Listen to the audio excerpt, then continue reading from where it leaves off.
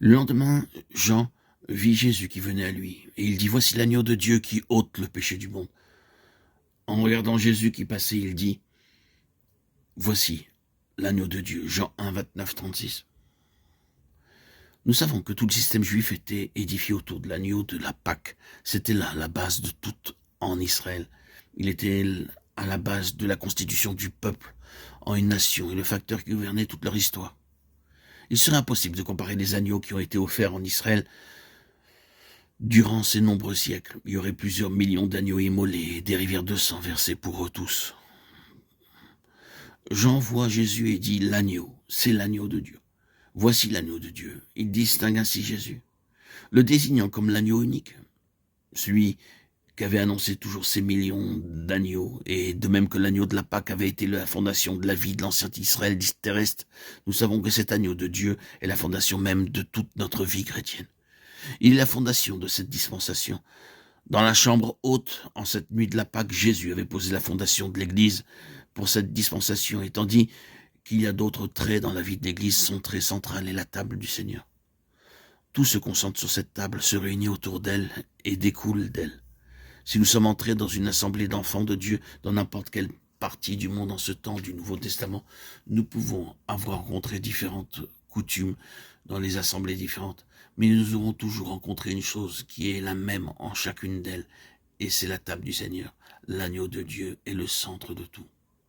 Nous ne faisons que relever le fait, et remarquons que dès le commencement, Dieu reprend le symbole de l'ancien pour en faire une réalité spirituelle dans le nouvel Israël. Ce qui était terrestre et temporel dans l'ancien Israël est désormais céleste et spirituel dans le nouvel Israël. C'est la première chose que nous trouvons dans l'arrière-plan juif et qui conduit à la base céleste. Le lendemain, Jésus voulut se rendre en Galilée. Il rencontra Philippe et lui dit « Suis-moi ». Or, Philippe était de Bethsaïda, la ville d'André et de Pierre. Philippe rencontra Nathanaël et lui dit « Nous avons trouvé celui dont Moïse a parlé, c'est Jésus de Nazareth, le fils de Joseph. » Nathanaël lui dit « Peut-il venir quelque chose de bon de Nazareth ?» Philippe lui répondit « Viens et vois. » Jésus, voyant venir à lui Nathanaël, dit de lui « Voici un véritable Israélite, dans lequel il n'y a point de fraude. » Nathanaël lui dit « D'où me connais-tu » Jésus répondit et dit « Avant que Philippe t'appelât, je t'ai vu quand tu étais sous le figuier. » Nathanaël reprit « Maître, tu es le Fils de Dieu, tu es le roi d'Israël. » Jésus répondit « Parce que je t'ai dit que je t'avais vu sous le figuier, tu crois? Tu verras de plus grandes choses que celles-ci. » Et il ajouta « En vérité, je vous le déclare, vous verrez le ciel ouvert et les anges de Dieu montant et descendant sur le Fils de l'homme. » Jean 1, 43, 51.